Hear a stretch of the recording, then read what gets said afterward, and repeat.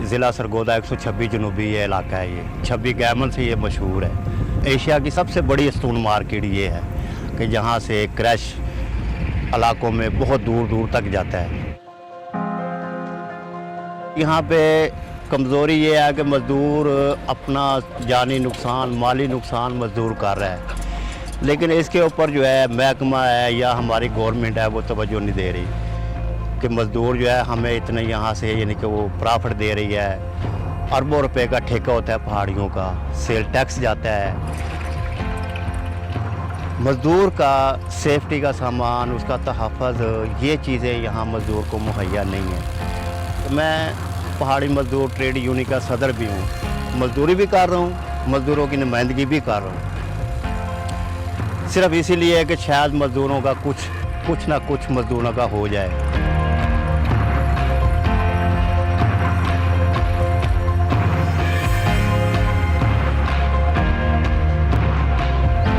मेरा नाम मियां मोहम्मद रमज़ान है। मैं सन 2008 से जनरल सेक्रेटरी हूँ पहाड़ी मजदूर था यूनियन CBA और पहाड़ी मजदूर ट्रेड यूनियन CBA का। वर्कर की तादाद इस वक्त हमारी जो है वो 10 से 15 हज़ार तक है पहाड़ी वर्कर की। इसके अलावा जो है तकरीबन 50,000 ख़ानदान जो है यहाँ पर इसी पहाड़ियों से वाबस्ता है। कोई क्रैशर का काम करता है, कोई लोडर चलाता है, कोई मिस्त्री का है। मतलब ये 50,000 ख़ानदानों को यहाँ पर, और पूरे पाकिस्तान में आपकी जनाब बिल्डिंग लेबर है, कंस्ट्रक्शन की, फिर रोड की लेबर है, बहुत सारे ख़ानदानों को ये तकरीबन आधा पंजाब यहाँ से वो रोज़ी कमा रहा है। सर चश्मा ये है पहाड़ी मजदूर। मजदूर हमारा बेरोज़गार है तरक्याती काम ना होने की वजह से। और दूसरा जो हमारा सबसे बड़ा इशू यही है कि काम तरक्याती काम हो तो हमारा मजदूर भी खुशहाल हो। अब जब तरक्याती काम ही नहीं है, फंड ही नहीं हुकूमत जारी कर रही, तो मजदूर तो भूखा मरेगा। इसके साथ सिर्फ हमारा मजदूर ही नहीं है, ये असरात पूरे हमारे मुल्क पे पड़ रहे हैं।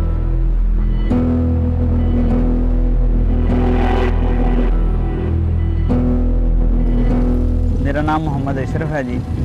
मैं चक नंबर 126 जनूबी का रहायशी हूँ। तकरीबन 5 साल से मैं ये पहाड़ी का काम कर रहा हूँ। बहुत गर्द-आलूद होता है ये इलाका। अक्सर बच्चे और बड़े बहुत बीमार हो जाते हैं। इनसे जो गर्द-आलूदगी है ये, इससे सांस में बहुत मसला आता है, काफ़ी मुश्किलात हैं, ऐसी बहुत बीमारी फैलती है। इसमें हमारी बहुत ज़्यादा जो है वो मेहनत होती है, लेकिन इतना मुआवजा नहीं मिलता है जितनी हम मेहनत करते हैं। सुबह से आते हैं, शाम 6 बजे हम वापस जाते हैं। सारा दिन हमारा इधर ही गुजर जाता है। बहुत जो है ना सख्त काम है ये। बस क्या करें, कोई मुलाजमत नहीं है, कोई नौकरी नहीं है, बस यही एक हुनर सीखा है, यही कर रहे हैं। तकरीबन अरसा है 5-10 साल से इधर लगे हुए हैं। बस यही हुनर है, कोई नहीं हमारे पास। अब हुनर करें या बच्चों का पेट पालें। यहाँ पर जो काम है ये पीस रेट पे है, तनख्वाह नहीं है मजदूर की। पीस रेट का मतलब है कि 750 रुपया पर ट्राली 200 क्यूबिक फुट। ये इनका तमाम अखराजात मजदूर खुद करता है। एक उनका सरबराह होता है मेट, उसके ज़रिए सारे अखराजात करते हैं, बरूद का, बोर का, ब्लास्टिंग का, उसके बाद खुर्दोनोश का, जो भी है। हफ्ते के बाद उनका हिसाब होता है, जितनी उनकी इनकम होती है उसमें से वो खर्चा हफ्ते का कट जाता है, और जो बकाया बचते हैं उनके ऊपर डिवाइड हो जाते हैं पर डे के हिसाब से। अब जितने किसी की हाज़िरी होगी उसी हिसाब के हिसाब उनकी मजदूरी बन जाएगी। महकमे वाले लीज होल्डर वो तकड़े हैं, मज़दूर माड़े हैं, इसलिए जो है मज़दूरों की यहाँ पे बात नहीं सुनी जाती। मज़दूरों से माल लेकर जाते हैं ज़्यादा, मजदूरी देते हैं कम। ये आग लगाने तक 3 शो बदलते हैं। पटाई वाला अलग होता है, जो पत्थर गिराता है लूज, जो पत्थर उसने ब्लास्टिंग में लूज किया होता है वो पत्थर गिराने वाले अलग होते हैं। आग लगाने वाला अलग होता है, भरने वाला अलग होता है, बोर लगाने वाला अलग होता है। ये आप अपनी शिफ्ट के मुताबिक जब काम करते हैं तो फिर जब वो आग लगाने वाला होता है उसको पता होता है जी मेरे पास 20 सुरंग है, मेरे पास 25 है, 50 है, 50 सुरंग पे 50 आदमी होता है, 60 सुरंग पे 60 आदमी होता है, 70 सुरंग पे 70 आदमी होता है, ऐसे जैसे लाइन होती है। वो फिर जब आग लगाते हैं ना, उनकी स्पीड होती है, उनको पता होता है कि इतने टाइम में हमें आग लगा देनी है। 1 मिनट में तो वो आग लगा देते हैं, 4 मिनट में वो अपनी सेफ्टी करके अपनी जगह पे पहुंच जाते हैं जहां उन्हें बैठना होता है।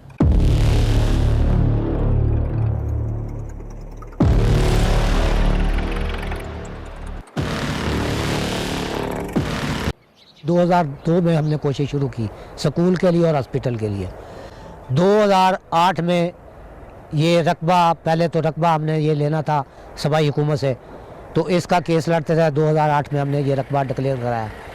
2008 के बाद फिर हम तमीर के पीछे इसकी पड़े। 2009 में हमें 1 करोड़ रुपए का पहला फंड जो है हॉस्पिटल के लिए रिलीज़ हुआ, और साथ ही फिर स्कूल का भी शुरू हो गया। तो अल्लाह का शुक्र है कि अब ये दोनों चीज़ें ऑपरेशनल हैं। ये पत्थर का काम है, इसमें जितनी भी सेफ्टी कोई कर ले, जितनी भी सेफ्टी कोई कर ले, इसमें सेफ्टी नहीं हो सकती। पत्थर का क्या एतबार होता है सर? अभी लूज पूरी पहाड़ी को जब हम बोर लगाते हैं, उसको चलाते हैं, उसकी पिटाई करते हैं, उसमें क्या पता चलता है कौन सा किस जगह में पत्थर रह जाता है। ऐसा पत्थर भी रह जाता है जो हवा के झोंके से भी उतर आता है।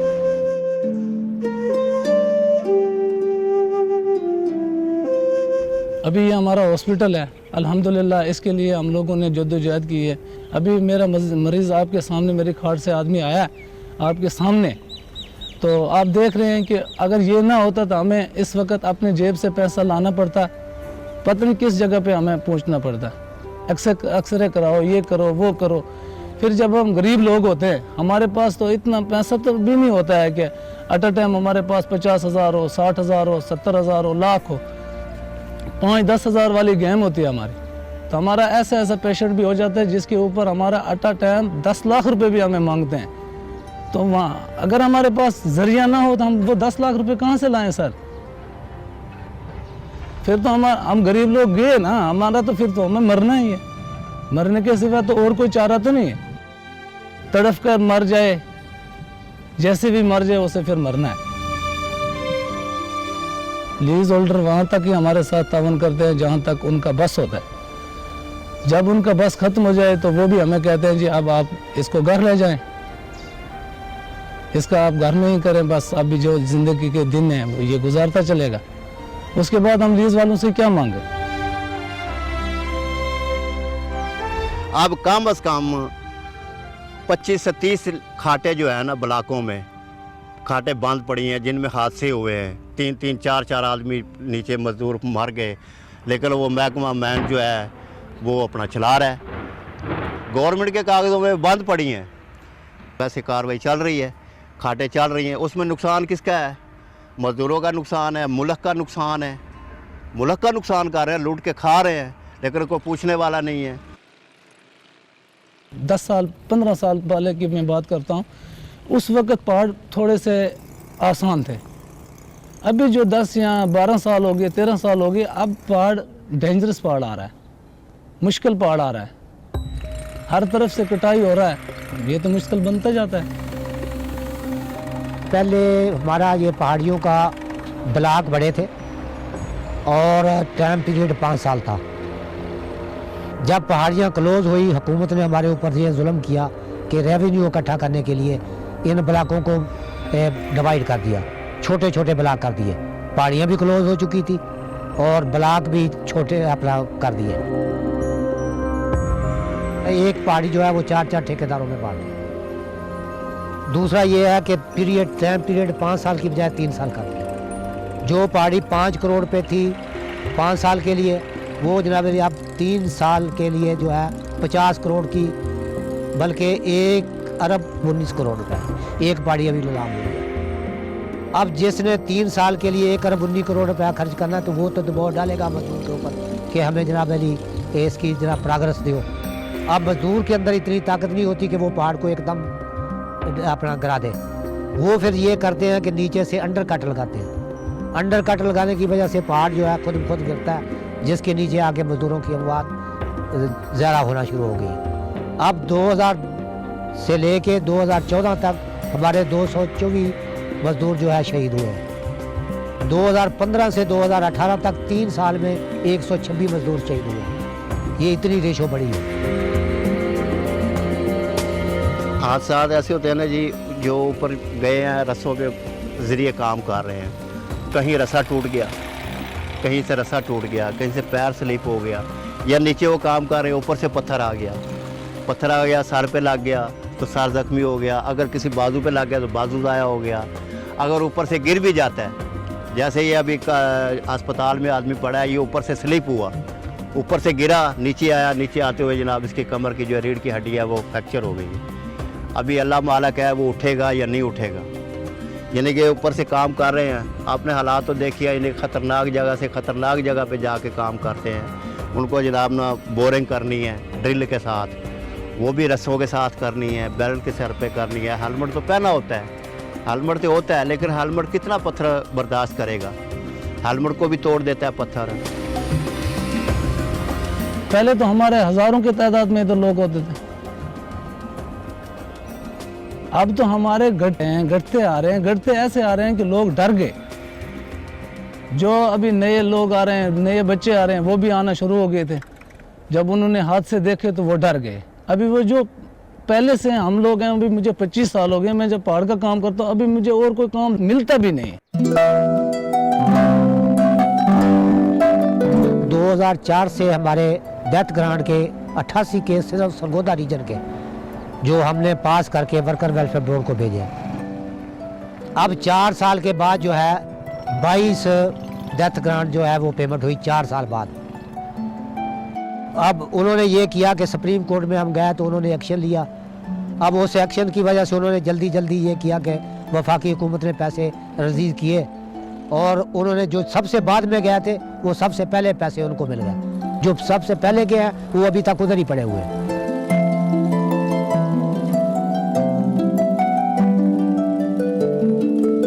सुप्रीम कोर्ट में गए हैं, सुप्रीम कोर्ट तक हम गए हैं। अब जो ये मज़दूरों के मुआवजे मिले हैं ना बेवाओं को, ये भी सुप्रीम कोर्ट के जज साहब हैं, उनका हम शुक्रिया गुजार हैं कि उन्होंने मेहरबानी की है, उन्होंने जनाब एक्शन लिया है, तो अब मुआवजे आए हैं। नहीं तो मुआवजे भी मज़दूरों का जो पैसा है, फंड है, वो सारा वो खा रहे हैं, मज़दूरों को नहीं दे रहे। कई लोग जो है यहाँ पे जनाब अपाहज हो गए हैं, बेवा हो गए। एक आदमी जो मर गया वो तो मर गया, उसकी जान छूट गई। जो मुहताज हो गया वो तो रोज़ जीता है और रोज़ मरता है। वो बच्चों की तरफ देखता है, वो मजदूरी नहीं करने जोगा। वो कहाँ से ले आएगा मजदूरों के लिए? किताबें कहाँ से ले आएगा? रोटी उनके लिए कहाँ से लाएगा? ज़रूरियात कहाँ से पूरी करेगा? वो रोज़ जीता है और रोज़ मरता है। हमारे हुक्मरानों ने कुछ भी नहीं गरीब को दिया। गरीब को क्या मिला? गरीब के लिए पाकिस्तान हर चीज देता है, मगर गरीब को मिलता नहीं है, गरीब तक पहुंचता नहीं है। गरीब को कुछ नहीं मिलता सर।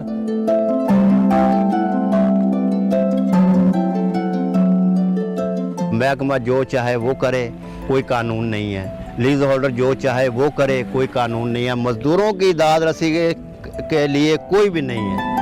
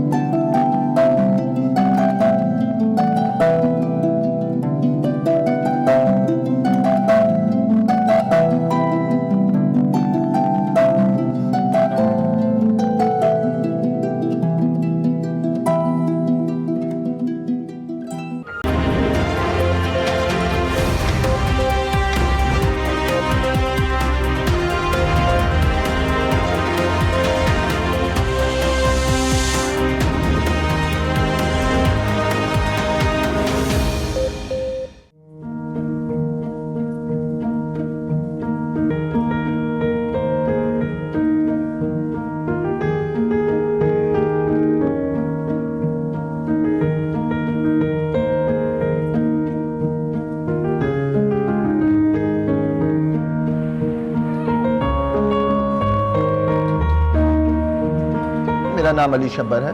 मेरा ताल्लुक डेस्कटॉप से है। मेरा करियर स्टार्ट हुआ वो बैंकिंग सेक्टर से था। I was working in a leading bank in Pakistan.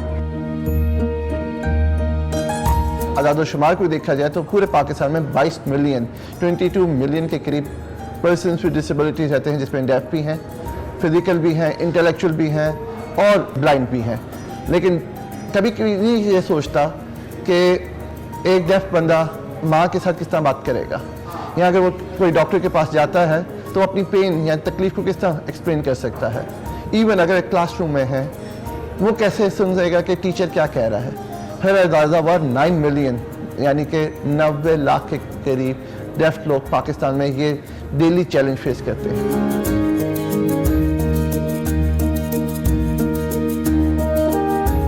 मेरा नाम वैम खतन है। मैं को फाउंडर एंड टेक्निकल लीड हूँ डेफ्टॉक का। तकरीबन 20 साल पहले मैं जब 5th क्लास में पढ़ रहा था बिकन हाउस पाकिस्तान में, मेरा सबसे बड़ा चैलेंज कम्युनिकेशन था। पाकिस्तान में उस वक्त इंटरप्रेटर नहीं था, इसलिए टीचर और प्रिंसिपल ने कहा था कि वैम क्लास में नहीं जा सकता। तो मेरे अम्मी अब्बू ने फैसला किया था कि हम पाकिस्तान छोड़ के अमेरिका चले जाते, वहाँ पर मेरे लिए सारा काम आसान हो जाएगा। वहाँ पर मेरे पास साइन लैंग्वेज इंटरप्रेटर था, इसकी वजह से मैंने कंप्यूटर इंजीनियरिंग किया था। ग्रेजुएशन के बाद मैं पाकिस्तान आ गया था। फिर मैंने रियलाइज किया था कि अभी तक 9 मिलियन डेफ लोगों के पास इंटरप्रेटर नहीं है, इसलिए जो मैंने फैसला किया था कि मैं पूरे पाकिस्तान में डेफ लोगों के लिए साइन लैंग्वेज ऐप बना लूँगा ताकि वो अपने लिए employment, health and education avail कर सकते हैं।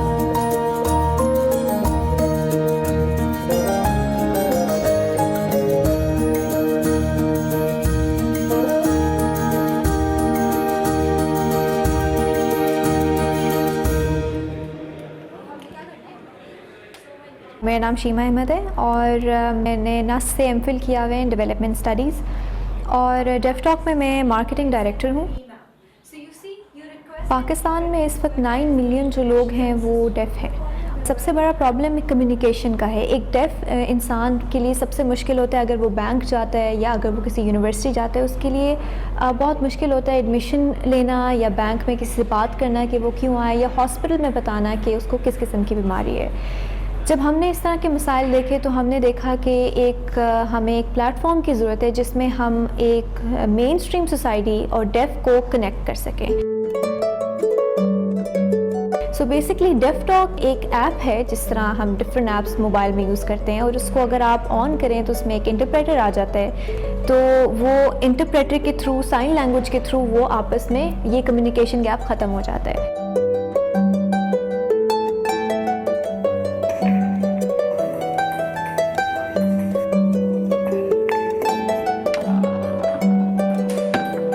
मेरा नाम अब्दुल कदीर है और मैं विजुअली इम्पेयर्ड हूँ। डेफ्टॉक का को-फाउंडर और ऑपरेशन लीड हूँ।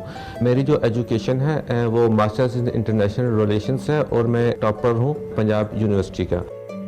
हम जब नेशनल इंक्यूबेशन सेंटर इस्लामाबाद में इंक्यूबेटेड हुए तो हमारे पास कोई यूज़र नहीं थे। हम जैसे एक आइडिया के साथ इधर इंक्यूबेट हुए।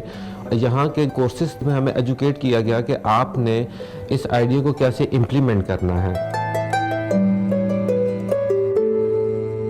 हम सोशल मीडिया का आइडिया लेकर आए थे कि हम एक ग्रुप बनाएंगे फेसबुक नुमाज का, जहाँ पे हम इंटरेक्ट करवा सकें।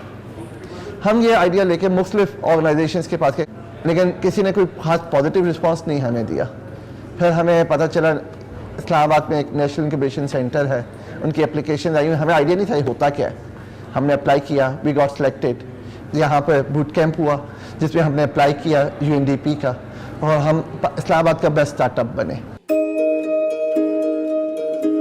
फिर उसके बाद वर्ल्ड बैंक का एक इवेंट हुआ, उस पर हम पाकिस्तान का बेस्ट स्टार्टअप बने। फिर एंग्रो फाउंडेशन ने हमें अप्रोच किया और हम पूरे पाकिस्तान में, चाहे सोशल इंटरप्राइज है चाहे मेन स्ट्रीम है, उसका बेस्ट स्टार्टअप बने। और इन अवार्ड मनीज को हमने कैलकुलेट करके री इन्वेस्ट करना शुरू किया अपने यूज़र्स के अंदर। 2 हफ्ते पहले हम हैनोई में थे, हम एशिया पैसिफिक का बेस्ट स्टार्टअप बने, और वहाँ से फिर हमें एक बड़ी इन्वेस्टमेंट जनरेशन शुरू हुई। हम चाहते हैं कि पूरी दुनिया का हम गूगल ट्रांसलेटर का काम करें। गूगल ट्रांसलेटर जो कि मुख्तलिफ ज़बानों की ट्रांसलेशन करते हैं लेकिन साइन लैंग्वेज की नहीं करता, हम इसको चेंज करना चाहते हैं डेफ लोगों के लिए। और ये सिर्फ पाकिस्तान का मसला नहीं है, ये मसला हमें इंडिया से भी आ रहा है, यही आवाज़ हमें श्रीलंका से भी आ रही है, वियतनाम से आ रही है। इवन अभी हम बार्सिलोना में थे, वहाँ पे 1 घंटे के 90 यूरो चार्ज होता है, हम सिर्फ $5 यानी कि 500 रुपये पूरे महीने में हम चार्ज करते हैं। यही चीज़ यूएस में है और जिसके लिए हमें एक्सेलेरेटर ने इनवाइट किया कि यूनिकॉर्न बने। हम पाकिस्तान का पहला स्टार्टअप है आफ्टर करीम जो यूनिकॉर्न बनने जा रहा है। अल्हम्दुलिल्लाह अभी हमारे पास 3100 यूज़र्स हैं और जो इंटरप्रेटर्स हैं वो 84 हैं जो डेफ लोगों को इंटरप्रिटेशन की सर्विसेज प्रोवाइड करते हैं। इस एक साल में हमारे जो इंटरप्रेटर्स हैं उन्होंने 8722 आवर्स की साइन लैंग्वेज इंटरप्रिटेशन की है। उसमें से 3700 आवर्स की जो इंटरप्रिटेशन है वो सिर्फ हॉस्पिटल्स के लिए है कि जब डेफ लोग डॉक्टर के पास जाते हैं वो अपनी पेन या अपना प्रॉब्लम डॉक्टर को कन्वे नहीं कर पाते, तो हमारे इंटरप्रेटर्स जो हैं वो ऑन बोर्ड आ जाते हैं उनके साथ और जो भी उनका प्रॉब्लम हो वो डॉक्टर्स तक और इवन फार्मेसीज़ और मेडिकल स्टोर्स तक भी उनकी हेल्प आउट करते हैं।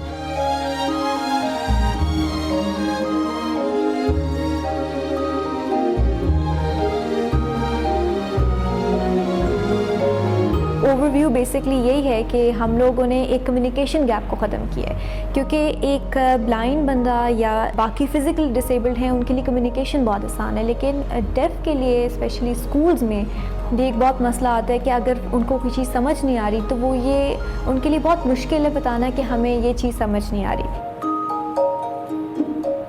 पाकिस्तान में 2 किस्म के एजुकेशन सिस्टम्स चल रहे हैं। एक स्पेशल एजुकेशन सिस्टम है जो कि गवर्नमेंट रन कर रहा है, उनके मुख्तलिफ अदारे हैं जहाँ डेफ बच्चे जाते हैं पढ़ते हैं और वो सबसे हाईएस्ट डिग्री मैट्रिक की देते हैं। करिकुलम के ऊपर बहुत क्वेश्चन मार्क हैं। अब बैरियर यूनिवर्सिटी में, फातिमा जिन्ना वुमेन यूनिवर्सिटी में और यूएमटी में 18 डेफ बच्चे पढ़े हमारी साइन लैंग्वेज इंटरप्रिटेशन यूज़ करते हुए। 180 डेफ लोगों को हेल्थ फैसिलिटीज़ मिली, क्योंकि ये एक वाक़या उस वक्त आई ओपनर था कि जब एक हमारी कोलीग जो थी हॉस्पिटल में थी और डॉक्टर अंडरस्टैंड नहीं कर सके, सिर्फ उसका एक छोटा सा मसला अपेंडिक्स का था और शी लॉस हर लाइफ। लेकिन अब लोग बआसानी सर्विसेज को यूटिलाइज कर सकते हैं हेल्थ सर्विसेज के लिए। 2 हफ्ते पहले इस्लामाबाद में काफ़ी ज़्यादा इंटरव्यू हुआ था डेफ लोगों के लिए। तकरीबन 25 लोग आते इंटरव्यू के लिए और हमारा एक इंटरप्रेटर था, उन्होंने सबको फैसिलिटेट किया था। उन 25 में से 12 लोगों को परमानेंट जॉब मिल गई है। तो हम इंशाल्लाह पूरे पाकिस्तान में सब डेफ लोगों को जॉब देंगे, उनको एम्पावर करेंगे ताकि वो खुद रहे और अपना आप पे डिपेंड करें।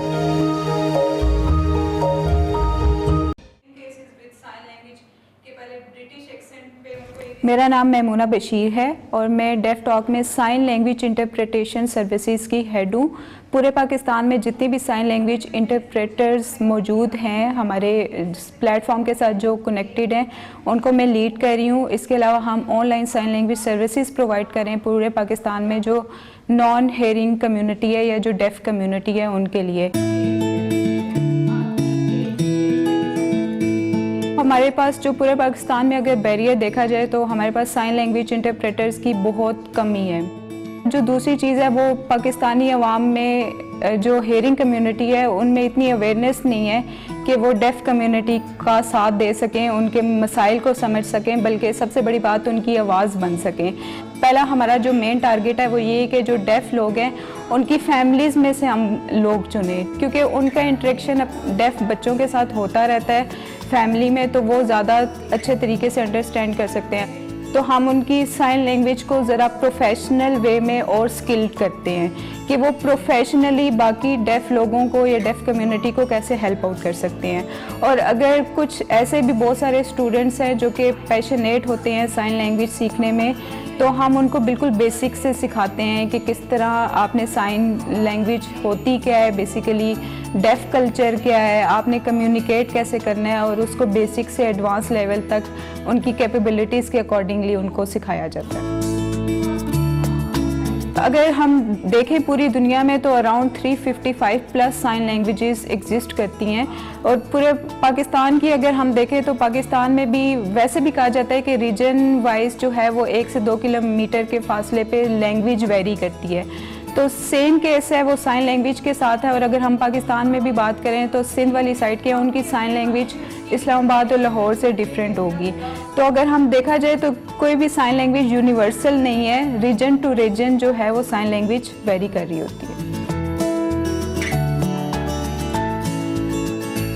हमारे पास अभी फ़िलहाल 85 इंटरप्रेटर्स हैं, और उसमें ये है कि अगर एक इंटरप्रेटर, अक्सर इस तरह होता है कि वो अवेलेबल नहीं है तो दूसरा एक बैकअप प्लान हमने रखा होता है। एक बंदा कॉल करे उसके लिए 3 इंटरप्रेटर्स हैं, अगर एक बिज़ी है और दूसरे में प्रॉब्लम तो तीसरा इंटरप्रेटर वो ऑन बोर्ड हो जाएगा।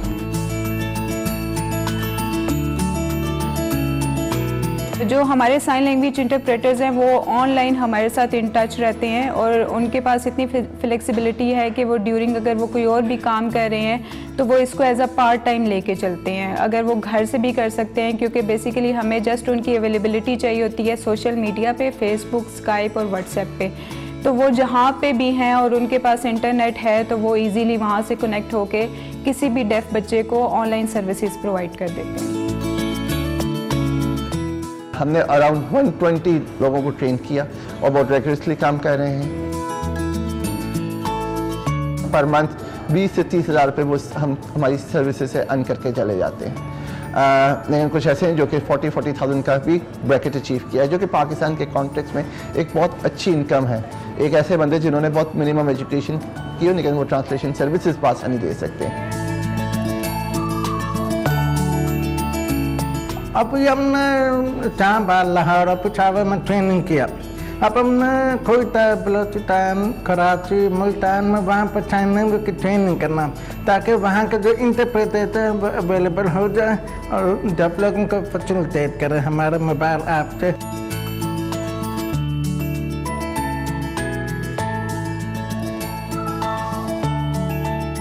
लोग अक्सर हमसे ये पूछते हैं, ख़ास तौर पर इन्वेस्टर, कि आपने कितने पैसे इन्वेस्ट किए। तो हम कहते हैं सिर्फ हमने पैसे इन्वेस्ट नहीं किए, हमने तो इसमें अपनी डिग्निटीज़ इन्वेस्ट कर दी। क्योंकि एक टाइम ऐसा है जहाँ पे हमने अपनी डिसेबिलिटी को भी सेल करना पड़ा। एक यहाँ पर बहुत फेमस रेस्टोरेंट है, उन्होंने कहा तुम लोग यहाँ पर खड़े होगे तो तुम्हें देख के ज़्यादा यूज़र आएंगे, हमारे कस्टमर्स आएंगे, उसके अगेंस्ट में हम आपको एक वेल एक्विजिशन दे देंगे, कॉस्ट देंगे जो तुम्हारा काम कर देगा। हमने 3 दिन वहाँ रह के सेल्स की काम किए, उनकी मार्केटिंग इंक्रीज़ की, उनके यूज़र लाए, फिर हमें 2.5 लाख रुपए मिले जो कि हमने एवेंचुअली अपने इंटरप्रेटर्स को सैलरियाँ पे की। लेकिन शायद वो रात हमारे लिए भूलने वाली नहीं थी, क्योंकि हम तीनों रोए कि पहली दफ़ा हमने डिसेबिलिटी को सेल किया।